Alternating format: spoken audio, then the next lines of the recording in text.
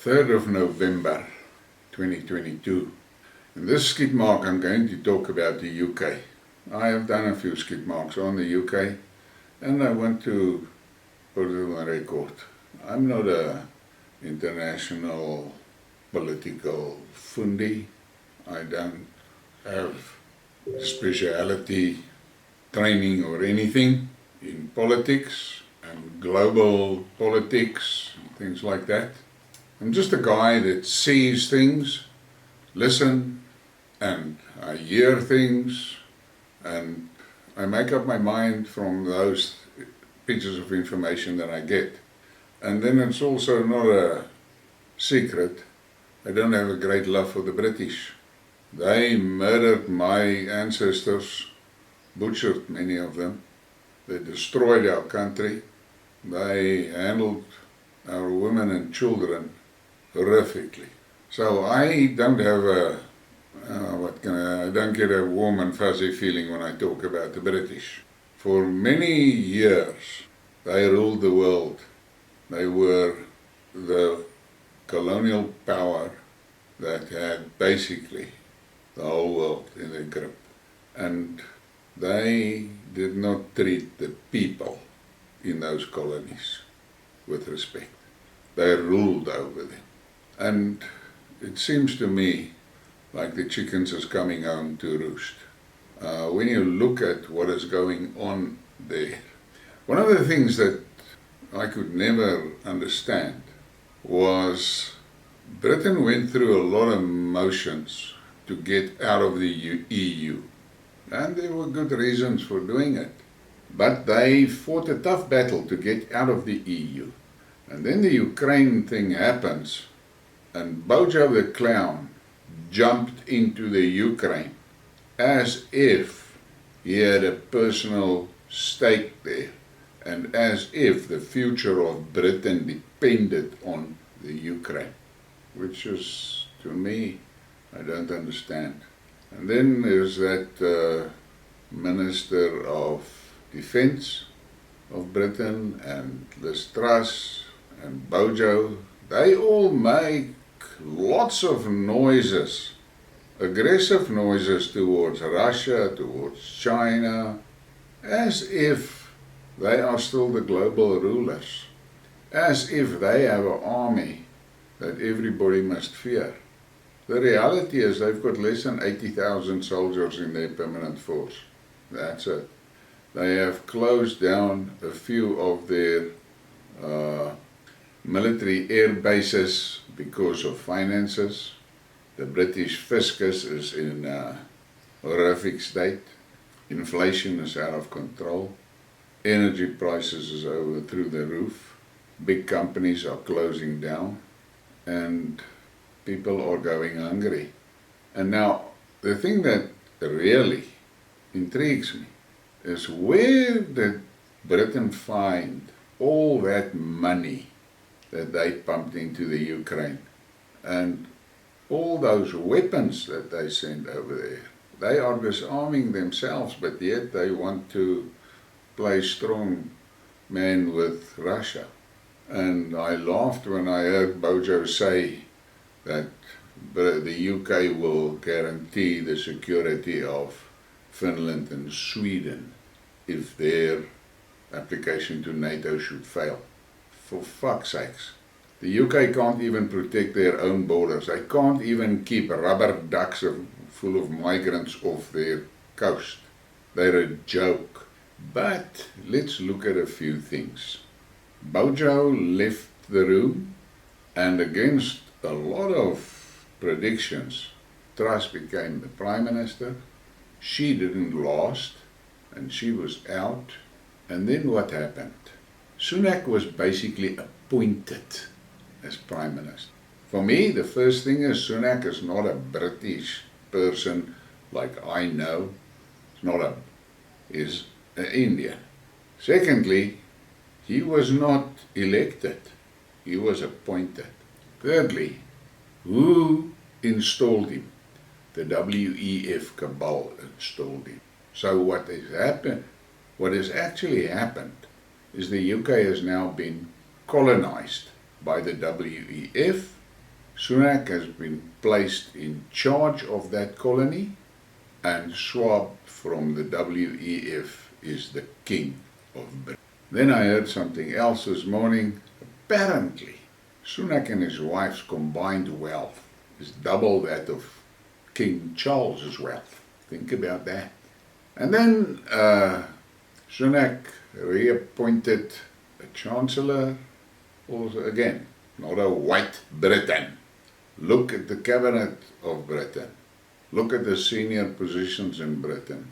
How many non-whites is there? And I was under the impression Britain is a white country. Yeah, call me a racist. Britain was supposed to be a white country. Then you look at London, a non-white mayor. You look at many of the suburbs in London are totally no-go areas for the police. Sharia law is running. What is that? Britain has been colonized, and there are literally millions of young non-whites, males, running rampant in Britain. British women is not safe in that country anymore. And so for these British men, these gender confused things, they're not a match for those my immigrants. What you must not forget is most of those immigrants come from countries that are just one step away from full barbarian. What is going to happen in Britain? When I was in Kuwait in 2005, I spent a lot of time in it between 2003 and 2009 in Kuwait and the Arab Emirates and so on. And one night we were at a desert, there in the desert at a braai, and I've told the story previously, but I'm going to repeat it here. And the banker said to me, Europe is screwed. And I said, what do you mean? And he said, well, they mismanaged their pension funds. Now remember, this is in 2005. And according to us and our calculations, in 10 to 15 years they're not going to be able to pay the benefits from those funds. And I said, what's going to happen? And he said, they're going to kill the old people. And all you have to do is look at what happened to the old people in Britain during this pestilence. How many died? But he was unaware of what would happen in the European countries with all the immigrants. These immigrants flood those countries, and when they set their foot down there, the woke, lip-tart governments immediately pour benefits onto these people, things that they would never get in their own countries. Housing, healthcare, education, cell phones, airtime, food coupons, monthly cash payments, billions of dollars, pounds, euros is poured into these immigrants. And now, just for one moment, remember, those immigrants did not contribute one single penny to those funds. It is the old people in Britain and in Europe that built those funds for their retirement. And this liberal, woke, fucked up governments are giving that money to the immigrants. Now all the countries are running out of money. We know it. It's not a secret. They're running out of money. Now the question that you must ask yourself is, when those funds really dry up and benefits can't be paid anymore, hotel bills for the immigrants can't be paid anymore, those people, those immigrants are going to go hungry, they're going to go cold, they're going to run riot in the streets. And what is going to happen to those white nations that has been invaded by all these barbarian immigrants? What's going to happen there? Those countries are going to be burned down. Those barbarians are going to butcher and slaughter the citizens. That is what's going to happen. Britain, King Schwab, Governor Sunak, and he's got millions of WEF soldiers on British soil. Now, we've heard about all the weapons that are being delivered to Ukraine. 70% of those weapons never reach the front. They disappear into the black market. And last week I read articles that the Finnish and the Swedish police are now picking up a lot of those arms in their countries in the hands of gangs. So, those migrants that came into Britain on the rubber ducks, those soldiers, that's what they are, those invaders. They are now nicely settled inside Britain, and all they need is weapons. And the weapons is coming. So the British better wake up. I'm going to put it to you bluntly because I'm an Afrikaner. You're fucked. I don't know if you realize how fucked you are. You need somebody like Braveheart that can save your country. No politician is going to save you. No politician. And then we had that fuck up that they in Crimea, the Sevastopol, where it's clear the British was involved in those drone attacks on that Russian fleet, and there's a British hand in the blowing up of the Gazprom pipes, Nord Stream pipes. So the Russians are also not very warm and fuzzy about the UK. I'm going to start this off with this post on Twitter. Ukraine News reported Russia is contemplating de-Satanization of Britain after the Black Sea fleet attack.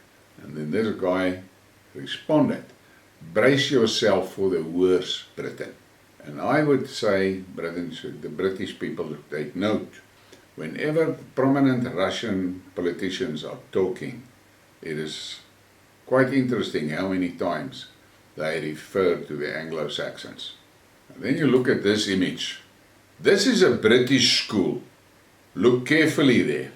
That is a British school. Does that look like Britain's to you? And then there was this. UK's economy gets closer to a total collapse, but support NATO ambitions in Ukraine with money, armor and manpower. Netherlands accepts sanctions against Russia, but issues about 80 waivers to secure somehow their own economy. The list goes on. And that is the craziness about the Ukraine fiasco. And you must also just keep in mind, it was Bozo that personally flew to Kiev and told Zelensky to step away from the negotiation table in Turkey. Bozo, he did that. And then this next cartoon, you must look at that cartoon. Look carefully what's going on there. Look what is happening there. And then the policeman tells the guy, be tolerant, you racist bigot. And the guy says, but that's my daughter. And this was based on an actual incident in Britain where this happened. And the police arrested the father. Think about this. Look at that image. That is the fate of the women in Europe and in Britain specifically. And then Lucy Lockett posted this. Schools are now considering a 3-day week due to rising costs. Meanwhile, asylum seekers get upgraded to 4-star hotel accommodation costing us £50 million per month. Look at that. Listen to that number. £50 million per month. Immigrants in 4-star hotels. And then David posted this. Disgrace that a homeless UK person living in a doorway, cardboard box or hostel, if they are lucky, gets nothing, while an illegal migrant can spend thousands on a dinghy trip, then complain if they don't get 4-star accommodation plus expenses. That is the reality of Britain. But the British people is fast asleep. And from Rob Reddit. And homelessness among UK citizens is on the rise soon, as landlords use Section 21 to evict tenants to sign a contract with Serco and the other providers for Home Office to house rubber boaters in their stead. That is what's happening to the British and the British people. But I must say, 80,000 soldiers in their permanent force. Their police force is so woke that you can't believe it. Who the fuck is going to protect the British people against this? They are on their own. And Peter Chamberlain. This is why I sigh when I hear people saying the UK is in a financial crisis. Yes, we are. But we are also in a moral crisis, an ethical crisis, a crisis of let's bury our heads in the sand. Society is broken, and unless we fix that first, all the money in the world won't help. And that is something to take note of. That is the reality. And then Driver 47 posted this. It amazes me how we all know these things, but blithely sit and do nothing. Why should this evil, corrupt puppet government stop while we show such great indifference? And that is a valid question, and that is at the core of the problem in Britain. And then we get to this image, and I put this image in just to confirm my position on Britain. Koos Delaray posted this. Scorched earth policy. British soldiers bayoneting sheep belonging to a Boer. Killed that Boer's whole flock. That is what that fuckers did here in my country. So do I feel sorry for them that they are now suffering? No, I don't feel sorry for them. It is payback. Karma is a bitch. But there are people in Britain that don't deserve what's happening to them. Now, this is what they did in South Africa. And in India, they killed 7 million Indians by exporting the wheat and letting the locals starve. That's what they do. That's how the British operated. And then you get this. Asylum-seeking murder suspect lied about being a child on his UK arrival. A British court has ruled that an Afghan asylum seeker that stabbed a 21-year-old to death in Bournemouth in March had lied about being a child upon his arrival in the UK in 2018. I don't even want to talk about this type of shit. This is how the British people has allowed their own country to be invaded. And I want to show you this image of Bojo and his bestie Zelensky. Between the two of them, they help dragging Britain down the sewer. And then you have to look at this image where Sunak met King Charles, but this is just a picture. Sunak's king sits in Davos. And then there's this image, and this was in an article where the writer highlighted the large Polish gay community that is now in Britain. Look at that. Think about that. That's it. And then there's this image. Look at that. That is Nigerian immigrants protesting about shit that they want from the British government. This is in England. This is not in Nigeria. This is in England. Think about that. Look at that. That is England. And then this final picture, something that you should think about.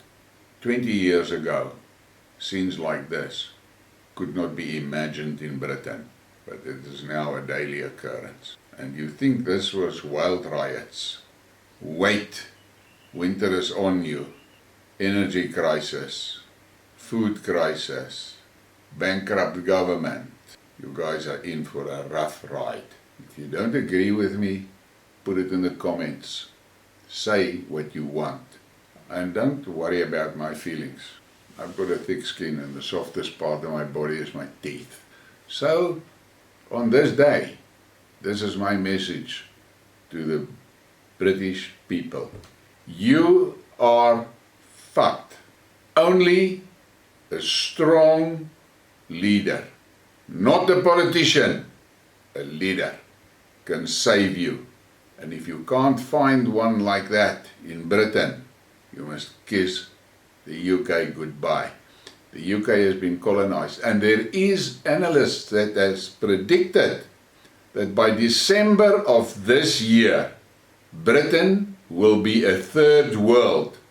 And when you look at the number of big brands closing down factories and production lines in Britain and moving to China and moving to America, remember that. The backbone of your commercial life is moving out of your country.